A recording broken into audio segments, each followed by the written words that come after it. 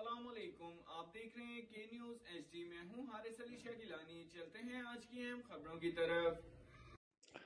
رخ کریں گے ساہیوال کا، جہاں سے رپورٹ کر رہے ہیں ہمارے نمائندے علی رضا۔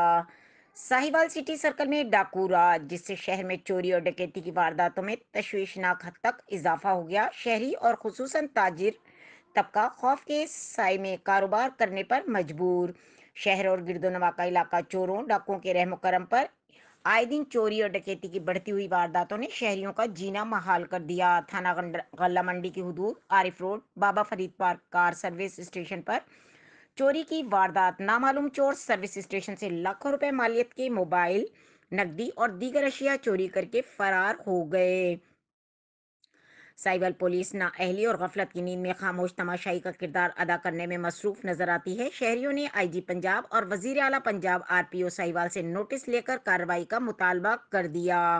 مزید خبروں اور اپڈیٹس کے لیے ہمارے ساتھ رہیے گا، تب تک کے لیے اپنا خیال رکھیے گا۔ اللہ حافظ۔